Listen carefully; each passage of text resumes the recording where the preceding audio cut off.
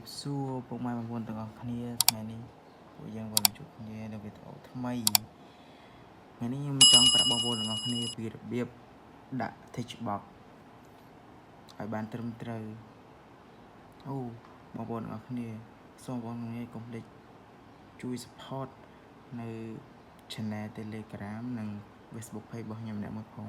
ចាំខ្ញុំតម្លាក់ link នៅកន្លែង comment ឲ្យបងប្អូនចូលទៅក្នុងដើម្បី join ឬ follow page របស់ខ្ញុំហើយកុំឲ្យខាត់ពេលយូរយើងចូលទៅកាន់វីដេអូរបស់យើងអស់គ្នាដើម្បីដាក់ text box ឲ្យបានត្រឹមត្រូវជាដំបូងបងប្អូនទាំងអស់គ្នាចូលមកកាន់ពាក្យកន្លែង insert បន្ទាប់មកទៀតបងប្អូនមើលនៅខាងលើនេះរកពាក្យថា text box យើងចូលទៅកាន់កន្លែងពាក្យ text box ហ្នឹងទៅនៅកន្លែងនេះវាមាន text box ច្រើនតែការដាក់ text box កន្លែងនេះមួយបងប្អូនកន្លែងនេះមួយគឺកន្លែង simple text box នេះនៅពេលដែលយើងចុចនៅលើវាទៅគឺវា load នៅ text box នៅកន្លែងនេះយើងហ្មងអាហ្នឹងការនៅពេលដែលយើងដាក់ text box ដំបូងយើងអាចដាក់អាហ្នឹងបានតែនៅពេលដែលបងប្អូនសរសេរអក្សរនៅកន្លែងហ្នឹងសំគួរល្មមហើយអញ្ចឹងបើយើងចង់ដាក់នៅកន្លែងណាមួយបើសិនជាយើងជ្រើសឲ្យមិញ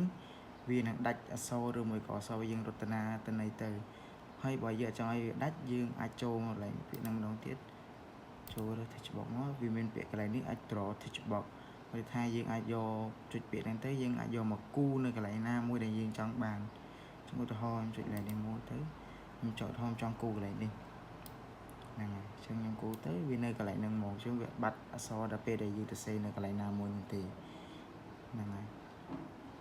អញ្ចឹងវីដេអូរបស់យើងថ្ងៃនេះមានតែប៉ុណ្្នឹងទេអរគុណសម្រាប់ការតាមដានជួបគ្នានៅវីដេអូក្រោយបាយបាយ